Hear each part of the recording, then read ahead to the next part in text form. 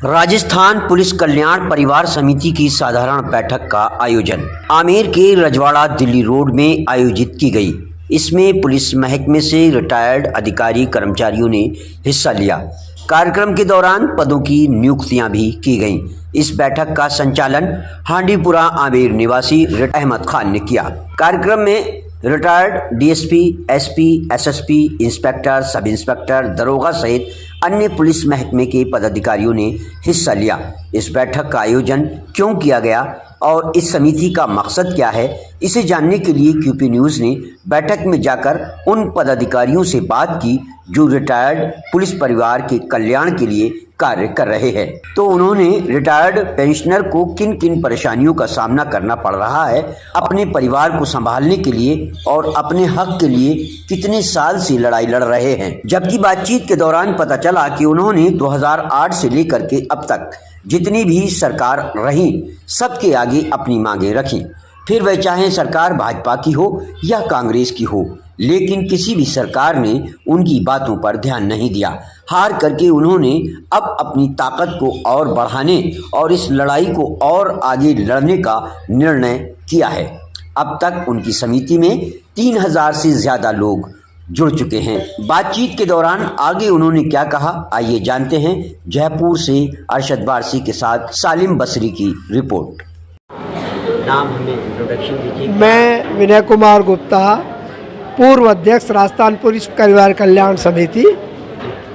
अच्छा सर, आज का जो ये आपने कार्यक्रम रखा है, इसका क्या तथ्य है, क्या मकसद है, क्यों किया जा रहा है ये आज हमारी साधारण सभा की बैठक है समिति की, और हमने ये तय किया है कि समिति की हमेशा जयपुर में मीटिंग हुआ करती है, सभी बाहर के लोग वहाँ आ जा नहीं पाते। सर माफी चाहूँगा, बीच में टोक रहा हूँ, इसके बैनर तले हो रहा है क्या? इसका राजस्थान पुलिस परिवार कल्याण समिति की साधारण सभा की आज ये बैठक है, जो विभिन्न क्षेत्रों में जाकर के करने का जो निर्णय लिया गया था उसकी अनुपालना में आज आमेर में रखी गई है ये बैठक। और इसका उद्देश्य है यहाँ के स्थानीय जितने भी रिटायर्ड पुलिस पर्सोनेल हैं उन सब से संपर्क करना, मिलना जुलना, उनकी समस्याओं को ज्ञात करना और समस्याओं के निदान के लिए प्रयास करना। इसी सिंपल। सर क्या क्या परेशानियाँ आप लोगों को रिटायरमेंट के बाद में आती हैं और जिसके समाधान के लिए आप लोग ये एक संगठन बनाए हुए हैं, तो किन किन समस्याओं का सामना करना पड़ रहा है आप लोगों को आजकल? देखिए, समस्याएं तो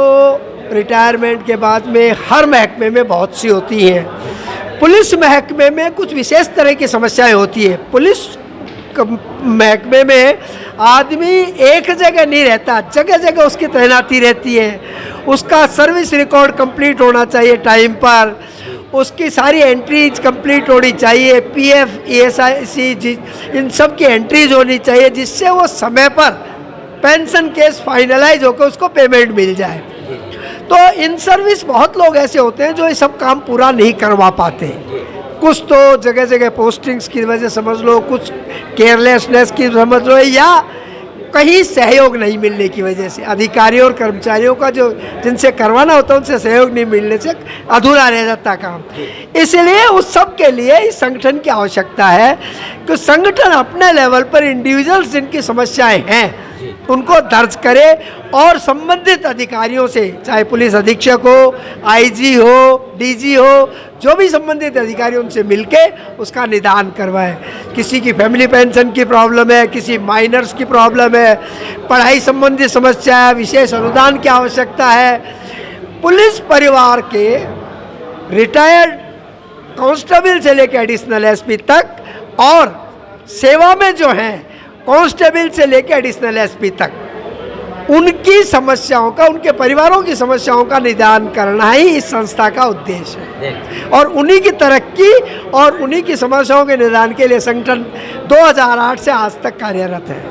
अच्छा सर, जैसे अभी एक सवाल आपके ही साथी ने किया था आपसे कि यदि जिसका रिटायरमेंट हुआ है और वो नहीं रहा है, उसके परिवार में यदि कोई है तो क्या प्रावधान रहता है, किन किन को पेंशन मिल सकती है और किस बिना पर मिल सकती है? देखिए, ऐसा है, जो रिटायर हुआ है अगर वो खुद है तो उसको मिलेगी। उसकी मृत्यु के बाद में उसकी पत्नी का अधिकार होता है। अगर पत्नी भी नहीं है तो जो माइनर किड्स, बच्चे, बच्चियाँ हो चाहे बच्चे हों, उनको फैमिली पेंशन का राइट होता है, इक्वल डिवाइड हो जाती है संख्या के हिसाब से। जैसे 2 हैं तो 2 में बढ़ जाएगी पेंशन, 5 है तो 5 में बढ़ जाएगी, 1 है तो 1 को मिलेगी। लेकिन अगर लड़की, जैसा कि उस उदाहरण में उन्होंने बताया, अगर लड़की मैरिड हो गई तो उस परिवार का हिस्सा नहीं, उसका क्लेम नहीं हो सकता। ये नियम है राजस्थान सरकार के, उनके अंतर्गत पेंशन का काम होता है। तो आगे के आप लोगों की क्या इसमें आपको करना चाहते हैं अपने साथियों के लिए? आगे के क्या प्लान्स हैं? सरकार से आप क्या उम्मीद करते हैं? देखिए, सरकार से तो बहुत उम्मीदें हैं। 2008 से हम सबसे बड़ी मांग जो हमारी है वो है पुलिस के लिए एक बोर्ड का गठन, पुलिस परिवार कल्याण बोर्ड का गठन की हमारी ओरिजिनल मांग है कि अगर जब बोर्ड बन जाएगा तो बोर्ड ऑटोमेटिकली सरकार से लड़के हमारी समस्याओं का निदान खुद करवाएगा। अब आपने देखा होगा कि गहलोत सरकार ने लास्ट डेज में बहुत से बोर्ड बनाए पर पुलिस का नहीं बनाया, जबकि पुलिस से ज़्यादा ज़रूरत किसी महकमे को बोर्ड की नहीं है। पुलिस वाले को नौकरी में रहते हुए कोई सुनना नहीं चाहता, उसके ऊपर पाबंदियां हैं कि आपके ऊपर ये एक्ट लगेगा, आपके ऊपर ये एक्ट लगेगा। आप कुछ भी संगठन बना करके अपने आप डिमांड्स को फोकस नहीं कर सकते। भाई तो जाएगा कहाँ फिर वो आदमी? तो सेवानिवृत्त आदमी तो कर सकता है ना। इसलिए हमने डिमांड की है कि हमारे आप पुलिस कल्याण बोर्ड बना दीजिए और उसमें पुलिस हमारे भी रिप्रेजेंटेटिव रखो सेवानिवृत्त, और आप अपने भी अधिकारी रखो। वाजिब काम हो, उसके लिए हमारा एक संगठन होना चाहिए जो लड़ सके। बहुत सी डिमांड्स हैं, लेकिन मेन डिमांड यही है जो सरकार ने आज तक नहीं मानी। तो कितना समय हो गया आपको ये जंग लड़ते हुए? ये 2008 में से शुरुआत की थी। अच्छा। जो अब तक जारी है 2024 तक। तो किसी भी पार्टी की सरकार ने आपकी मांग न बीजेपी की ने स्वीकार किया, न कांग्रेस की ने स्वीकार किया। हर सीएम, वसुंधरा राजे जी ने भी इस पर चर्चा की, हमारे ज्ञापन लिया, अरे कहा हम जल्दी कर रहे हैं, जल्दी करेंगे। हरीश जी मीणा हमारे डीजी हुआ करते थे, वो खुद हमारे साथ गए और उन्होंने भी सरकार को प्लीड किया इस बात के लिए। होम मिनिस्टर साहब को भी कन्विंस किया कि भाई पुलिस महकमे से काम तो अपेक्षाएं तो आप सब रखते हो, लेकिन काम उनके वेलफेयर का जब काम आता है या नाम आता है तो आप पीछे हट जाते हो। तो हरीश मीणा जी तो इस वक्त सांसद हैं, आपकी समस्याओं का समाधान वो कर सकते हैं, वो चाहें तो आपकी आवाज़ को उठा सकते हैं। देखिए, ऐसा है कि रिटायरमेंट के बाद में हमारे संगठन का भी उनसे कोई विशेष वो नहीं रहा, या उन्होंने भी पहल करके, वो एमएलए भी रहे थे। जी मैं जानता हूँ। और इसलिए दौसा से सांसद रहे, फिर एमएलए बने, और अब वो फिर सांसद बन गए। तो सवाई माधोपुर टोक के जी हाँ, तो इसलिए आदमी बहुत सी बातों में उलझ जाता है। हम जाके उनसे मिलेंगे तो शायद उनको याद दिलाए तो कुछ कर सकते हैं, लेकिन इस समय उनका इसलिए नहीं है कि सरकार तो बीजेपी की है सेंटर में, और वो है सांसद कांग्रेस के। जी सर क्या नाम है आपका? मैं ओम प्रकाश बोरा, एडिशनल एसपी के पद से रिटायर हुआ।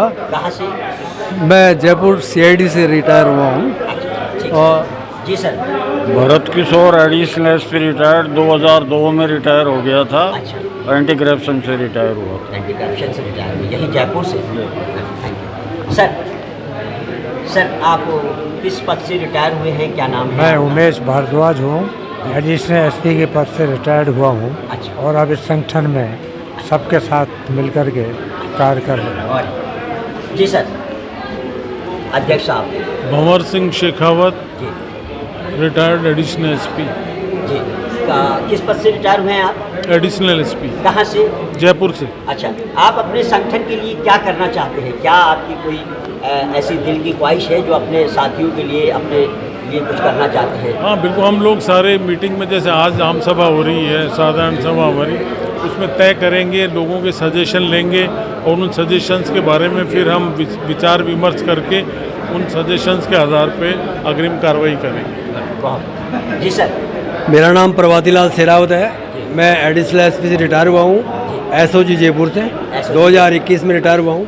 तो आप इस संगठन में हैं, तो क्या आपका कोई ऐसा ख्वाब है, ऐसा कोई है जिसमें आप अपने साथियों के लिए कोई कार्य करना चाहते हैं? अभी वर्तमान में मुझे प्रमुख महामंत्री इस संगठन का बनाया है। जी। तो अभी जो पहले जो कार्य किए हैं संगठन ने, उनका हम देख रहे हैं कि पहले क्या क्या हो गया और क्या बाकी रह गया। बाकी सुझाव सदस्यों से लेके और जो भी मुफीद होगा उसके लिए कार्य किया जाएगा। जी सर, क्या नाम है सर? कंपनी कमांडर मोहनलाल, जी, आरएसी से रिटायर हूँ।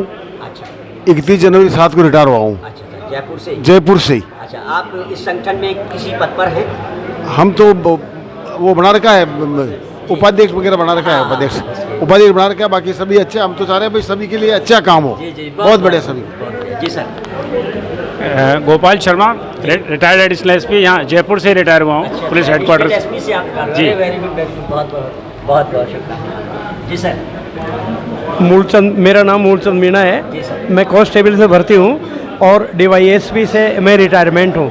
जयपुर से रिटायरमेंट हुआ हूँ और मुझे राष्ट्रपति अवार्ड भी मिला है अरे बाप, और इसका मुझे काफ़ी फ़ायदा मिला है। आमेर के जितने भी मेरे रिटायरमेंट साथी हैं इनको मैं प्रोत्साहित करूंगा और ज़्यादा से ज़्यादा सदस्य बनाने के लिए मैं इनको है जो प्रोत्साहन दूंगा।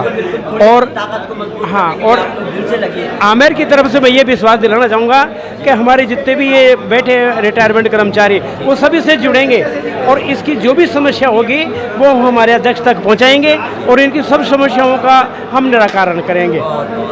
जय हिंद सर। सर। जी, मैं कमलेश शर्मा, जी, retired sub inspector CID crime branch से हूँ अच्छा और मेरे को कार्यकारिणी सदस्य हूँ। जी जी सर, एक बार देखो दीजिए, आप बता तो दीजिए। मैं याकूब का हेड कांस्टेबल सीआईडी क्राइम क्या नाम है आपका? से याकूब खान। याकूब खान। हाँ, सीआईडी क्राइम से रिटायरमेंट और 94 में रिटायरमेंट हुआ था, 1994 में। 1994 में? जी सर। अरे वाह। 98 तो इस वक्त आपकी क्या एज होगी? 89 89 हो गई, यानी जी, 89, 90 के करीब 89 वेरी गुड। और शुरू से ही जुड़ा हुआ हूँ इसमें शुरू से ही जुड़ा हुआ हूँ। अच्छा, यहाँ इस एसोसिएशन से जुड़े हुए हैं हाँ, आप? शुरू से ही। सर, सर क्या नाम है आपका? सर, मेरा नाम सूरज गण बाकोलिया। जी, मैं जून 2013 में रिटायर हुआ, अच्छा। अपने police guest house Ashok Nagar Jaipur से। जी सर, आप अच्छा चलिए। जी सर, बताइए कहाँ से रिटायर हुए? क्या बता दिया मैं, अच्छा, अरे ये हमारे चैनल पे बता। पहले ही बता। अच्छा, चलिए। जी सर। हाँ सर, किस पद से रिटायर हुए हैं आप और कहाँ आप? मेरा नाम वीर सिंह यादव है, SI पद से रिटायर हुआ हूँ अच्छा और जयपुर में वैशाली नगर अच्छा। परिवहन नगर में रहता हूँ। जी सर, आप? मैं SI लेवल का हूँ, नित्यानंद यादव हूँ अच्छा। और परिवहन नगर में रहता हूँ साहब, और इस संस्था के साथ जुड़ा हुआ हूँ। चलिए उधर आप, अरे बता दीजिए। अच्छा जी, मैं Inder Singh Yadav, retired sub inspector CID crime branch से और आमेर में ही 45 वर्षों से रह रहा हूँ। वाह, बहुत